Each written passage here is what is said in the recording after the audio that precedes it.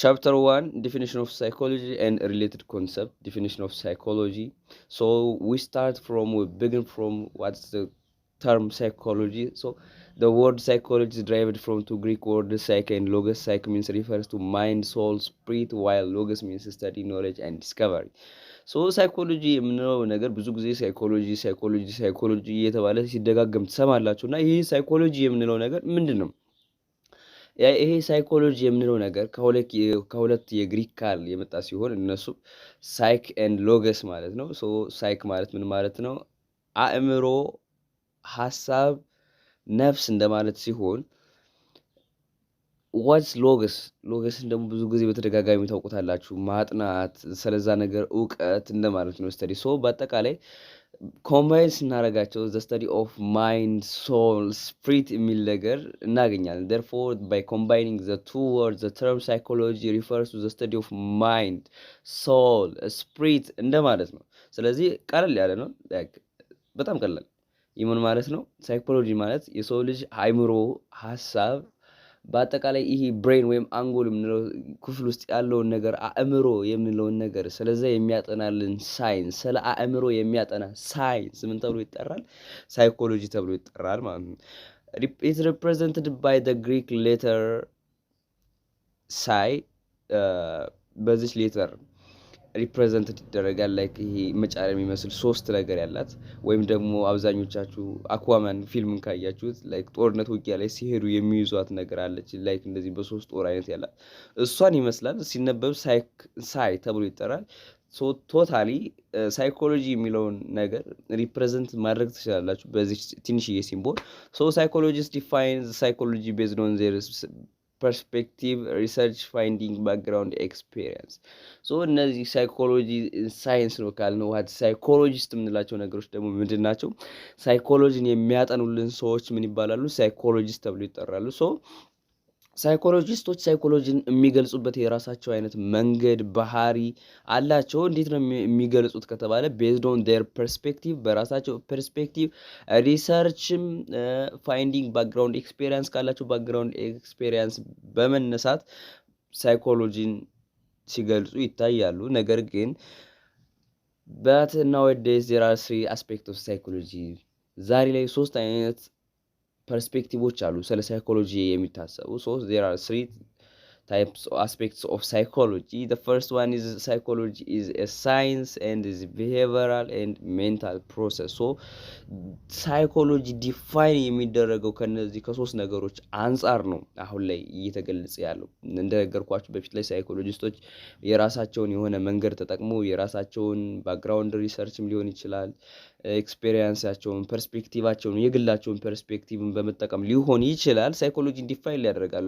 but nowadays ዲስክራይብ የሚደረገው ቤዝድ ኦን ሳይንስ ቢሄቪየር ኤንድ ሜንታል ፕሮሰስ ነው። እነዚህ ሶስት ነገሮች ሳይንስ ቢሄቪየር እና ሜንታል ፕሮሰስ አስፔክት ኦፍ ሳይኮሎጂ በመባል ይታወቃሉ።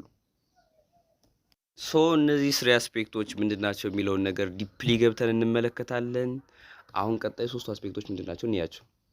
The first one is science, so when we say psychology is a science, psychology uses scientific methods to study behavior and mental process both human and animal.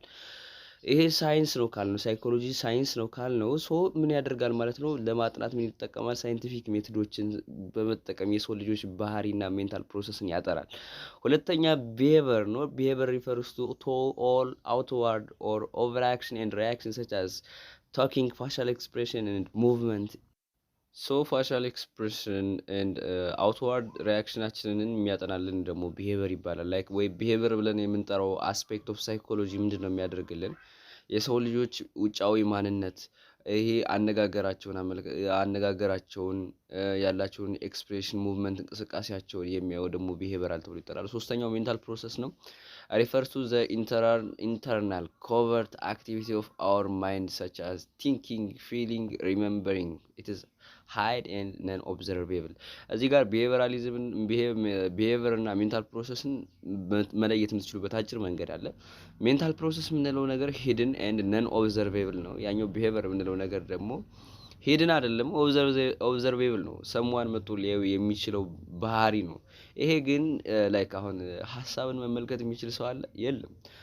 ላይክ እናንተ ይክፋችሁ ይደብራችሁ ፋሻል ኤክስፕሬሽናችሁ ካላስተዋወቀባችሁ በስተቀር በአመለካከታችሁ ላይ ያለውን ስሜት ማንም ሰው ሊያዩላችሁ አይችልም።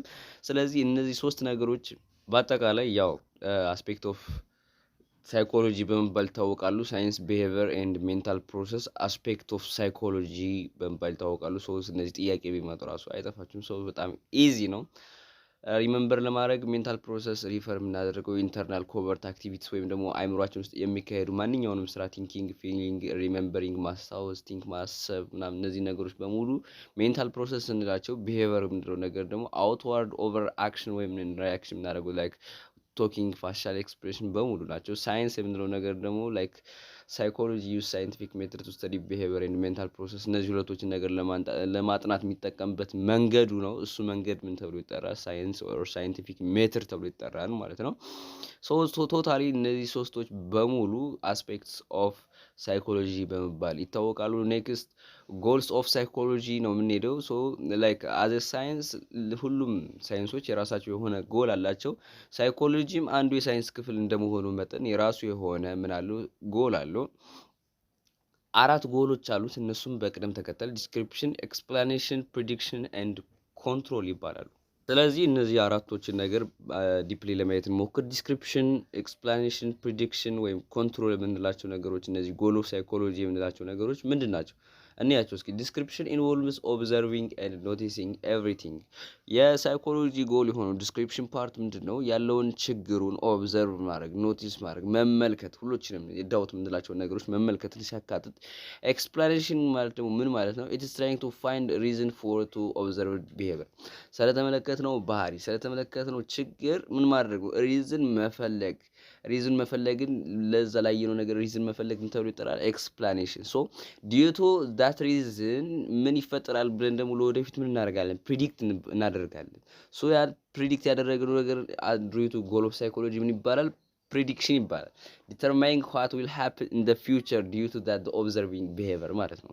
ኤክስፕላኔሽን ላይ በተመለከትነው ምልከታ ለወደፊቱ ምን ይሆናል ብለን ፕሪዲክት የምናደርግበት ፓርት ፕሪዲክሽን ይባላል። ሶ ዘ ኔክስት ፓርት ዋን ኢዝ ዋትስ ኮንትሮል። ኮንትሮል ማለት ደግሞ ምን ማለት ነው? ሞዲፋይ ኦር ቼንጅ ዘ ቢሄቪየር ፍሮም አንዲዛይረብል ቱ ዲዛይረብል ዋን። ሶ መጀመሪያ ዲስክሪፕሽን ላይ የተመለከትነው ኖቲስ ያደረግነው ነገር አለ። እሱን ደግሞ ኤክስፕላይን አድርገን ሪዝኑን ለዛ ያለየነው ቢሄቪየር ሪዝን ለመስጠት ሞክረናል። ሶ በዛ ሪዝን አማካኝነት ያየነው ቢሄቪየር ፋይናሊ ምን እንደሚሆን ለፊውቸር ፕሪዲክት ካደረግን በኋላ ያንን አንዲዛይረብል የሆነ ቢሄቪየር ወዴት መለወጥ አለብን? እኛ ወደ ፈለግነው ዲዛይረብል ወደ ሆነው ቢሄቪየር የምንቀይርበት ፓርት ወይ ኮንትሮል ተብሎ ይጠራል። ስለዚህ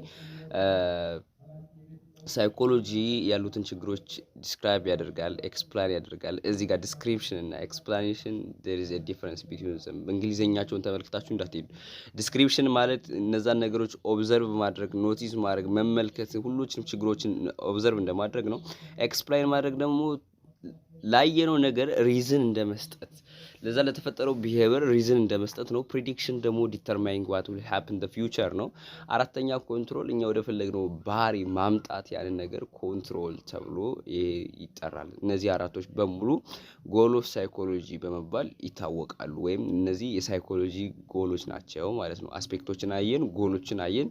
አሁን ኔክስት ደግሞ ሳይኮሎጂ ኤርሊስት ላይ እንዴት ነበር የሚለውን ነገር እንመልከት። ቀጣዩ ፓርት የሚሆነው ሂስቶሪካል ባክግራውንድ ኤንድ ሜጀር ፐርስፔክቲቭ ኢን ሳይኮሎጂ የሚለውን ነገር እንመልከት። እስኪ ታሪካዊ አመጣጡ ምንድን ነው የሚለውን ነገር፣ የሳይኮሎጂ ታሪካዊ አመጣጥ እንዴት ነው የሚለውን ነገር እንመልከቱ እስኪ። ሳይኮሎጂ ኢዝ ሪላቲቭሊ ኒው ፊልድ ዌን ዊ ኮምፔር ቱ አዘር ሳይንስ። ከሌሎች ሳይንሶች ጋር ከነ ፊዚክስ ኤንድ ከሌላው አዘር ሳይንስ ጋር ስናወዳድረው በጣም የቅርብ ሰዓት ወይም ደግሞ አዲስ የሚባል የሳይንስ ዘርፍ ነው። እድሜው በአጠቃላይ ከ125 ዓመት ገደማ ነው አሁን ላይ ያለበት እድሜ። only about 125 years old እስካሁን ያለው እድሜ ይሄ ነው። it's began as a science of its own in 1879 in Leipzig, Germany, with establishment of psychology laboratory in the University of Leipzig, German by William Werndt.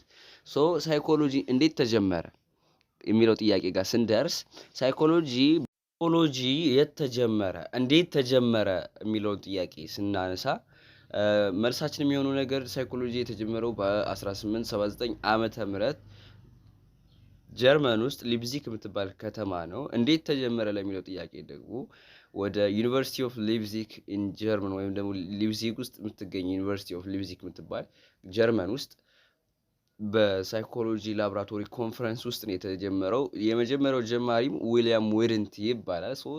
ሳይኮሎጂ መጀመሪያ ዲስክራይብ የተደረገው ወይም ደግሞ መጀመሪያ ጊዜ አፕሩቭ የተደረገው በማን ነው? በዊሊያም ዊድንት ነው። ከዛ በፊት እንደነገርኳቸው አለ፣ ግን እንዴት ነው የሚለውን ደግሞ እንመለከታለን። ዊድንት ኢዝ ዘ ፋዘር ኦፍ ሞደርን ሳይኮሎጂ። ዊድንት ምንለው ወይም ይሄ ዊሊያም ዊድንት ምንለው ሰው የፋዘር ኦፍ ሳይኮሎጂ አባት በመባል ይታወቃል። ፕሪቪየስሊ ሳይኮሎጂ ዋዝ አንደር ዘ ፊሎሶፊ አሎን። ፍልስፍና የሚባል ትምህርት አለ። እዛ ትምህርት ውስጥ ነበር ሳይኮሎጂ የሚካተተው። ለዚህ ነው ሳይኮሎጂ the first one አይደለም። ይሄኛው the modern father of psychology በመባል ይታወቃል ያልኳችሁ ለዛ ነው። ምክንያቱም በፍልስፍና ውስጥ ሳይኮሎጂም አለ እያሉ ብዙ ጊዜ ሲያስተምሩት ስለነበር ፋይናሊ ዊሊያም አፍተር ውድንት መኒ ስኩል ኦፍ ታውትስ ኢመርጅድ አት ዲፈረንት ታይምስ። ከዊሊያም ዊድንት በኋላ የተለያዩ ስኩል ኦፍ ታውት የሚባሉ ስኩል ኦፍ ታውት እየተባሉ ላይክ ሳይኮሎጂ ስኩል ኦፍ ታውት እየተባለ ላይክ ሳይኮሎጂ ተብሎ ሳይጀመር ስኩል ኦፍ ታውትስ እየተባለ ኢመርጅ ተደርጓል። በጣም በተደጋጋሚ ጊዜያት ስኩል ኦፍ ታውት ተብሎ ተከፍቷል። እነዚህን ስኩል ኦፍ ታውት ኤርሊ ስኩል ኦፍ ታውት ኤንድ ሞደርን ስኩል ኦፍ ታውት የሚባሉትን ደግሞ አሁን ኔክስት እንመለከታቸዋለን። እስካሁን ድረስ ቪዲዮን እየተከታተላችሁ ከሆነ ላይክ፣ ሼር ኤንድ ሰብስክራይብ እያደረጋችሁ ለጓደኞቻችሁ ሼር አድርጉላቸው፣ ይድረሳቸው። ለእነሱም A+ ይገባቸዋል። እናንተ እንደተማራችሁት እነሱ መማር አለባቸው አስባለሁ። ለእነሱ ሼር አድርጉላቸው። እንቀጥል።